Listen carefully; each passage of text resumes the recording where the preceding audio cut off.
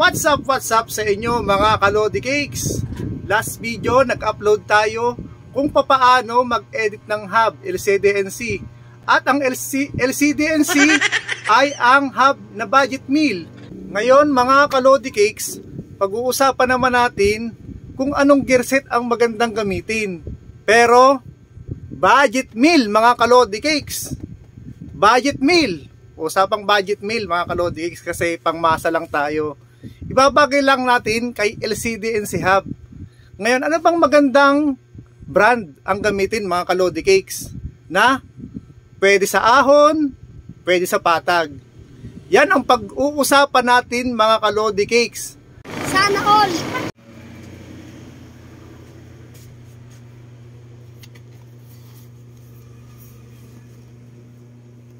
Ayan, nagtatago ka ha. Huli ka balbon. Ayan. Ayan mga Kalodi Cakes. Sagmit MTB Halotech crank. At ito Sagmit Edison.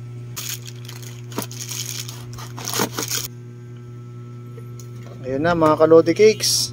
With bottom bracket na yan mga Kalodi Cakes. Ayan mga Kalodi Cakes. Sagmit Edison 8-speed. Shifter. Kadena. RD. Yan mga Kalodi Cakes. 11 teeth ang pinakamaliit. 42 teeth ang pinakamalaki. Unahin nating pag-usapan mga Kalodi Cakes ang crank. Yan mga Kalodi Cakes.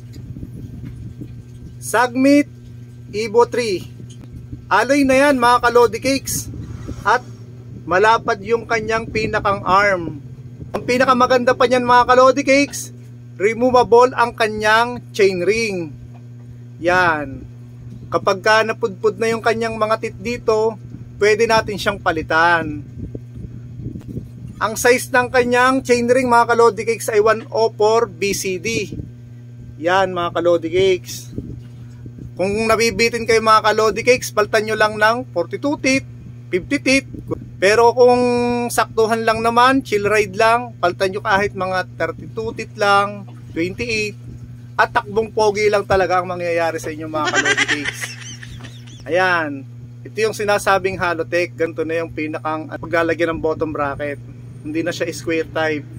Tapos may kasama na siya na crank bolt.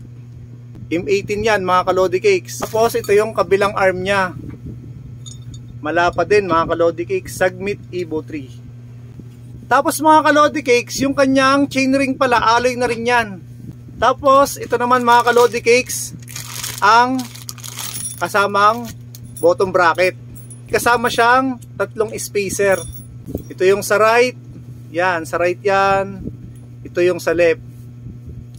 Yan. Sagmit 8-speed. May kasama na siyang kable. Hose na lang ang problema mga Kalodi Cakes niyan. Pag aahon kayo, patulak. Yan mga Kalodi Cakes, so patulak yan. Tapos yung pag naman kayo ay gusto nyo yung mabilisan, pupunta kayo sa maliit na gear. Yan. Papunta naman sa'yo.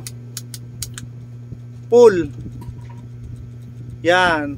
Tapos isunod naman natin mga Kalodi Cakes yung RD nya. Sagmit Edison 8-speed. Ayan mga Kalodi Cakes. Check natin yung spring nya mga Kalodi Cakes. Yan, malakas ang spring. Ayan ang maganda sa RD. Dahil kapag mahina ang spring nyo, lalaylay ang kadena nyo, mahihirapan ito no. Tapos mga Kalodi Cakes, ang advice ko lang sa inyo, kasi malaki yung gagamitin natin na sprocket, gagamit lang tayo ng Goat Link. Na-experience namin yan mga Kalodi Cakes dito sa shop. Sumasahid na dito yung pinakang sprocket nya. Pag nandito yung kadena, halos sumasahid na yung kanyang sprocket. Sa ganito, yung pinakamalaki. Tapos tingnan naman natin mga Kalodi Cakes yung kadena nya. Ang brand ng kadena nya mga Kalodi Cakes ay Narrow. Narrow. Yan. Kulay brown yung kadena nya. Tapos tingnan naman natin mga Kalodi Cakes ang sprocket. Ayan mga Kalodi Cakes. Yan ang kanyang sprocket. Yung pinakamaliit niya 11 teeth. Yung second gear 13 teeth naman. Third gear 16 teeth. Fourth gear 20 teeth. Fifth gear 24 teeth. Sixth gear 30 teeth. 36 teeth yung pangpito. Tapos yung pinakamalaki na 42 teeth na mga kalodi cakes. At magkano naman mga kalodi cakes ang presyo niyan? Ayan, ang mga magandang inaantay na usapan natin mga kalodi cakes. Ang crank niya mga kalodi cakes nagre-range ng 1918. Yan. Gaya ng sinabi ko, hanap na lang kayo ng tindahan na mas mura. Yan, 1918. May 17 pa yata. Yan, mga kalodi cakes.